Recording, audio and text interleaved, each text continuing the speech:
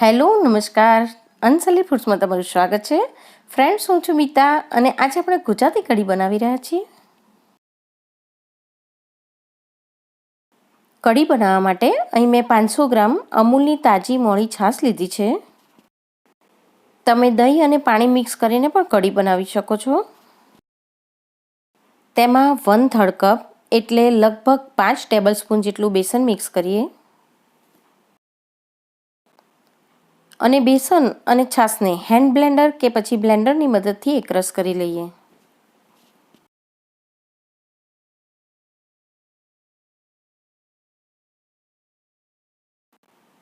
તો આ રીતે બિલકુલ લમ્સ ના રહે એ રીતે બેસન અને છાશને મિક્સ કરી લેવાનું છે. અને અહીં 1/2 લીટર છાશ લીધી છે, તો તેમાં હું 300 ગ્રામ જેટલું પાણી મિક્સ કરી રહી છું.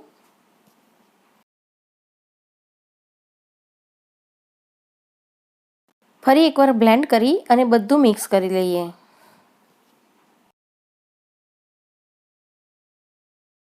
કઢી આજે આપણે ફુદીના અને આદુના ટેસ્ટવાળી બનાવી રહ્યા છીએ, તો એના માટે અહીં મેં 1 ઇંચ આદુને છીણીને લીધું છે અને સાથે 1/4 કપ જેટલો ફ્રેશ ફુદીનો લીધો છે. થોડો ફ્રેશ લીમડો જોઈશે, 1 ઝીણું સમારેલું લીલું મરચું અને કઢીમાં તમે ફક્ત 2 કળી જ લસણ નાખશો તો કઢીનો ટેસ્ટ ખૂબ જ સરસ તૈયાર થશે. બિલકુલ ઓપ્શનલ છે, ના ઈચ્છો તો સ્કીપ કરી લેવાનું. 3 ટેબલ સ્પૂન જેટલું ઘી લઈશું કઢીના વઘાર માટે. ડ્રાય મસાલામાં સાથે જોઈશે 1 ટીસ્પૂન ધાણા જીરું, 1 ટીસ્પૂન જેટલું જીરું. વઘારના સારા ટેસ્ટ માટે થોડા તજ, લવિંગ અને મરી લઈશું. 2 પિંચ જેટલી હિંગ, 3 ટીસ્પૂન જેટલી ખાંડ લીધી છે અને 1 ટીસ્પૂન જેટલું મીઠું જોઈશે. ગેસની ફ્લેમને મીડિયમ રાખી અને હવે કઢીને ઉકળવા મૂકી દઈએ અને બને ત્યાં સુધી પોળું વાસણ લેવાનું, જેથી કઢી ઉભરાઈ ના જાય.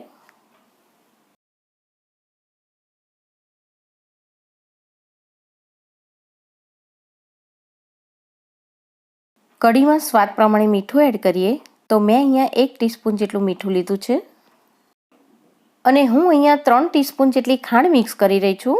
કઢી જો બહુ ખાટી હોય તો તમે ખાંડનું પ્રમાણ વધારી શકો છો. હવે આદુ, લીલા મરચાં, લસણ, લીમડો અને ફુદીનો પણ એડ કરી દઈએ.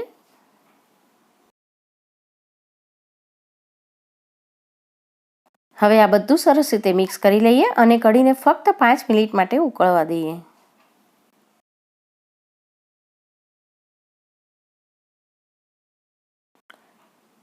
ફ્રેન્ડ્સ, આપણા ગુજરાતીમાં એક કહેવત છે, આગ દીઠી અને કઢી મીઠી. તો કઢીને આપણે બહુ ઉકળવા નથી દેવાની. અંદર નાખેલું બેસન ચડી જાય અને એનો કાચો સ્વાદ જતો રહે, બસ કઢીને 2-3 ઉભરાવે એટલી જ ઉકળવા દઈશું. કઢીને અહીં મેં 5 મિનિટ ઉકાળી છે અને કઢી હવે તૈયાર છે, તો આપણે તેને વઘારી લઈએ. તો અહીં ફ્રાય પેનમાં મેં 3 ટેબલ સ્પૂન જેટલું ઘી લીધું છે. તમે તેલ કે ઘી મિક્સ કરીને પણ કઢી વઘારી શકો છો અને એકલા તેલમાં પણ વઘારી શકો છો.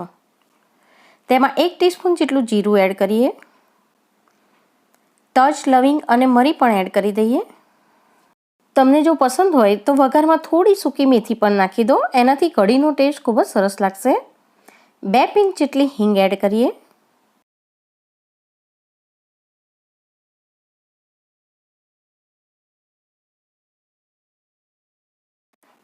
છેલ્લે વઘારમાં 2 લાલ મરચાં નાખીએ. વઘાર તૈયાર થઈ ગયો છે, ગેસને બંધ કરી દઈએ અને તૈયાર થયેલા વઘારને કઢી પર રેડી દઈએ.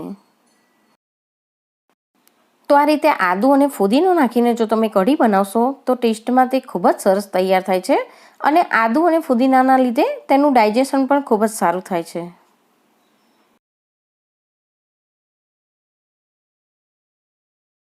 તો હવે આપણી કઢી તૈયાર છે.